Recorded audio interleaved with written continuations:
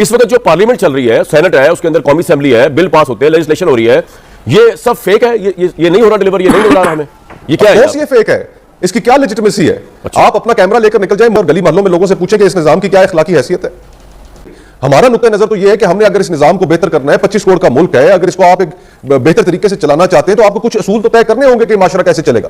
और वो असूल तय करने के लिए 1973 में आपने एक बहुत बड़ी कुर्बानी देने के बाद आपने आइन बना डाला कि रियासत का और अवाम का यह मुआहदा होगा। अगर आज हम उस आइन पर भी अमल नहीं करना चाहते, हम उस सोशल कॉन्ट्रैक्ट को भी कमजोर करते हैं, पहले पाकिस्तान को जमहूरियत से एक हाइब्रिड निजाम में लेकर जाते हैं और फिर हाइब्रिड से अथॉरिटेरियन निजाम में हम ले जाते हैं, और हम साथ साथ ये भी कहें कि जी पाकिस्तान की बड़ी खिदमत हो रही है, पाकिस्तान की अवाम की बड़ी खिदमत हो रही है। आज इस मुल्क में घुटन की फजा है। 27 माह बाद आपने इमरान खान साहब के सिर्फ तल्लुक होने के जुर्म में, अलीमा खानम के बेटे होने के जुर्म में आपने 27 माह बाद आपने केस के अंदर उनको डाल लिया। तो आज आप ये तो ना कहें कि एक पाकिस्तान आइडियल पाकिस्तान है। आज इस मुल्क की मईशत काम नहीं कर रही, तो आप फिर ये जो दावा कर रहे हैं, इस दावे के लिए लोगों को कुछ दिखाएंगे? सर, आपका पॉइंट आ गया। ये अथॉरिटेरियन निजाम ये डिलीवर कर रहा है।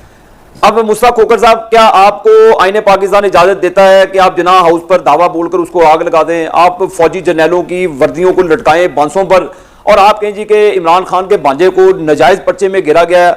अगर मोहतरमा यासीन राशिद साहबा क्राउड को पुल करके ले जाती हैं कोर कमांडर के हाउस, कहते जी घुसो अंदर, तो फिर आप कहें जी कि हमारा कोई कसूर नहीं है? अगर आपके वो जो कहते थे जान अल्लाह को देनी है, अगर वो कहते जी कि हम जाएंगे GHQ जाएंगे, वहां पर देखेंगे, और इमरान खान ने खुद कहा था कि जी जब मुझे पकड़ेंगे तरीक याद रखेगी, ओ भाई इसमें जमहूरियत का क्या ताल्लुक है? अब हमारे आप हाथ बांधे हैं, पाकिस्तान की मईशत का जनादा निकाल दे, बेड़ा गर्क कर दे। आप खुदा के लिए रियलिटी बेस्ड गुफ्तगू करें।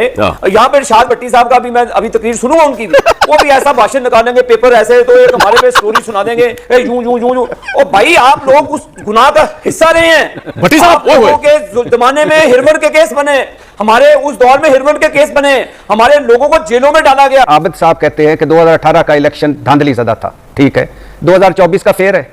आबिद साहब कहते हैं कि 2018 में हमें सारों को उठाकर जेल में डाल दिया गया था, तो 2023 के बाद जो जेलों में गए सारे मुकदमे ठीक हैं। 9 मई एक स्याह दिन है, 9 मई के आप मुजरमों को, गुनाहगारों को पकड़ें, लेकिन 9 मई के जो ट्रायल हो रहे हैं, जो फैसले हो रहे हैं, या जिस तरह मुकदमे चल रहे हैं, वो सब ठीक है। आबिद साहब कहते हैं कि उस वक्त पार्लियामेंट जो थी वो आज़ाद नहीं थी। आज की पार्लियामेंट, आज के फैसले, आज के वज़ीर आज़म साहब सब आज़ाद हैं। आबिद साहब कहते हैं उस वक्त जजेस जो थे वो इमरान खान के आलाकार थे, आज सारे जजेस आज़ाद हैं। उस वक्त की साफत, हम सारे गुनाहगार थे, आज के सारे साफी जो हैं वो दूध के धुले हैं। तो इशू ये है बुनियादी तौर पे कि मुस्तफा नवाज खोखर साहब उस वक्त पीपल्स पार्टी में थे, आबिद भाई मुस्लिम लीग में थे, इन्होंने एक मिसाके जमहूरियत किया था, और इसको ये आइन के बाद सबसे बड़ा आप कह रहे हैं मिसाके जमहूरियत को खुद ही वायलेट कर दिया नून लीग और पीपल्स पार्टी ने, ठीक है? तो नहीं, मिसाके जमहूरियत को वायलेट तो किया